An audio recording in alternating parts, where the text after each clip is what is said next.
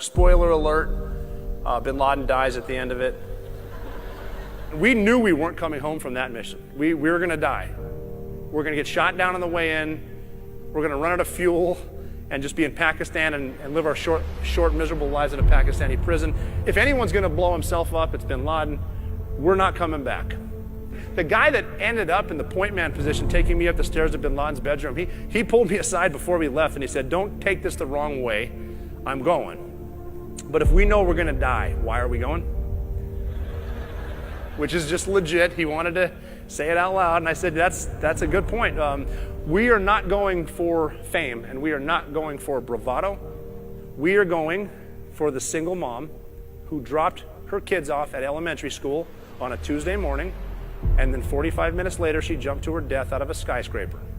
Because that was a better alternative than burning alive, because it's 2,500 degrees inside. And her last gesture of human decency was to hold her skirt down so nobody could see her underwear as she committed suicide.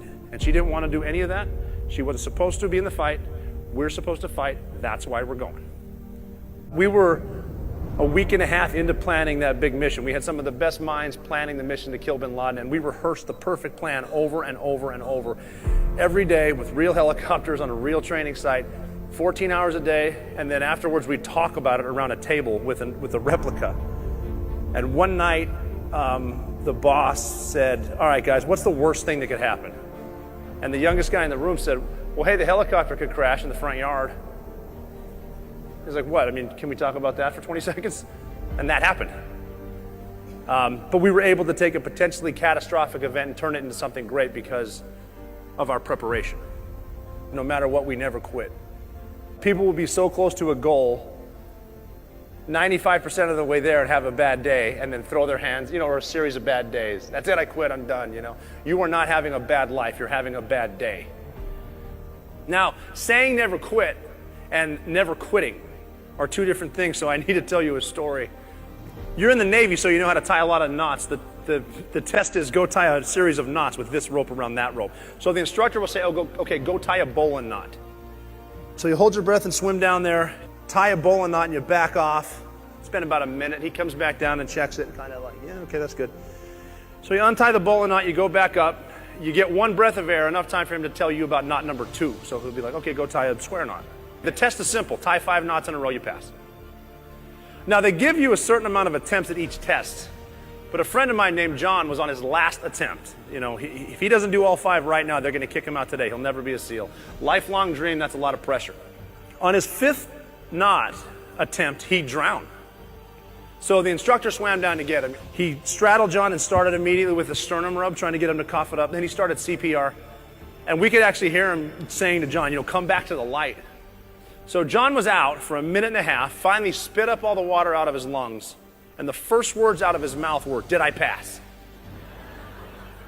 So the instructor kind of sat back on him, and he's getting his color back too, because he gets to keep his job.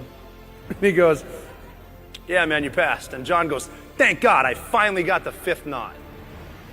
And the instructor said, "Well, no, you didn't.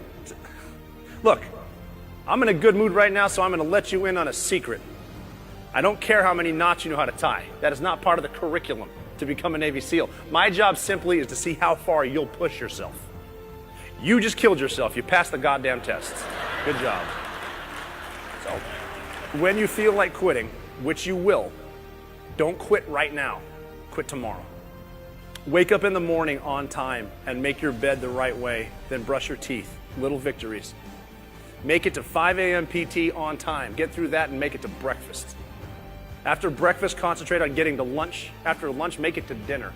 After dinner, do everything you need to do to get back in that bed. No matter how bad your day was, you get a fresh start tomorrow because your bed was made right. And the enemy's all your doubts, all your fears, and everyone you know back home that told you weren't good enough to do this. Keep your head down no matter what, never quit, and you'll be just fine. Keep moving forward.